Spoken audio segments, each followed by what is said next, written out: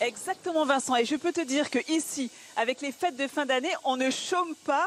Et oui, il faut les créer, toutes ces boules de Noël. Et bien justement, Julienne, que vous venez de voir passer devant moi, eh bien, elle va vous créer 7 boules de Noël. Cette boule avec ses couleurs bleu, nuit, vert, ces petites paillettes vertes, tous ces motifs. C'est ça qu'elle va réaliser sous vos yeux. Alors, ça va être un petit peu rock'n'roll, il va falloir la suivre car les mouvements s'enchaînent et surtout, la matière en fusion n'attend pas. Donc là, Julienne, vous avez cueilli au bout de votre canne la matière en fusion. Et là, qu'est-ce qui se passe? Et là, je viens de récupérer de la couleur qui se trouve sur cette table.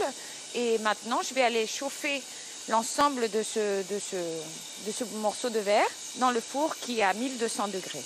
Un four à 1200 degrés. Donc là, effectivement, on a récupéré tous ces débris de verre coloré qui vont donner la couleur à notre boule.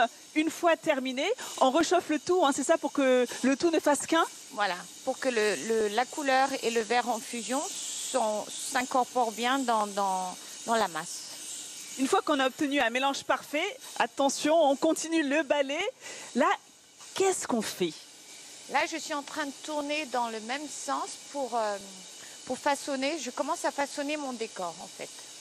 Elle façonne son berlingot. Et une fois que le berlingot est terminé, eh bien, on va mettre cette matière en fusion dans un moule pour lui donner justement les motifs souhaités. Le tout est retravaillé à la main avant de enfin pouvoir passer au soufflage à la bouche. C'est vraiment le moment le plus magique où la boule prend forme. Et une fois qu'on a obtenu notre boule, on va la mettre dans un four à 520 degrés pour refroidir.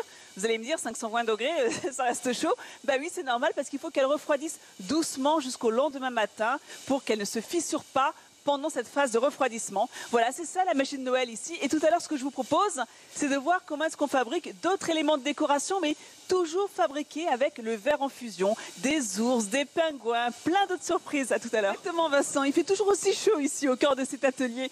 Alors tout à l'heure, je vous ai montré comment est-ce qu'on façonnait ces boules de Noël en verre soufflées à la bouche. Eh bien ici, pour illuminer votre sapin, on fait d'autres créations, comme par exemple cet ours blanc en verre translucide, cet ours polaire.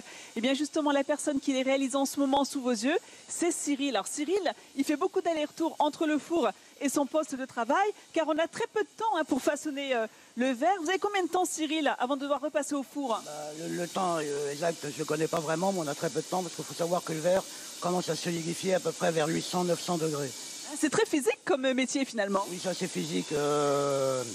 C'est compliqué à réaliser une sculpture comme celle-ci, parce que là, on n'est pas dans la boule de Noël soufflée à la bouche, c'est une autre façon de faire. C'est pas du tout la même chose, hein. Donc la boule soufflée, la boule de Noël, c'est plus léger, c'est soufflé. Là, il faut savoir que je travaille du verre plein, donc c'est pas soufflé, c'est ce qu'on appelle du verre sculpté. Alors comment on fait justement en parlant de verre plein? On voit bien qu'il y a quelque chose là dans le corps, vous donnez corps à l'animal. La tête en revanche elle est translucide. Comment est-ce qu'on procède? Là j'ai fait une première poste, ce qu'on appelle une poste en blanc, donc pleine, et j'ai repris du verre incolore, enfin translucide, pour avoir cette partie, et j'ai tout mis le verre devant pour avoir cette partie translucide au niveau de la tête. Alors là on voit que la création est quasiment terminée, qu'est-ce qu'il reste à faire? Voilà, maintenant j'ai plus qu'à le détacher et le mettre à l'arche. Et ben voilà, il ne reste plus qu'à le détacher. Bon j'espère en tout cas qu'on vous a fait rêver avec toutes ces belles créations ici façonnées sous vos yeux. D'ailleurs, regardez les spectateurs, ils sont nombreux ici et on les comprend. C'est bien d'avoir des boules de Noël, des objets dont on connaît la fabrication. Et c'est aussi une façon de soutenir l'artisanat français. Allez, joyeux Noël à tous. Merci beaucoup Nathalie, ça promet de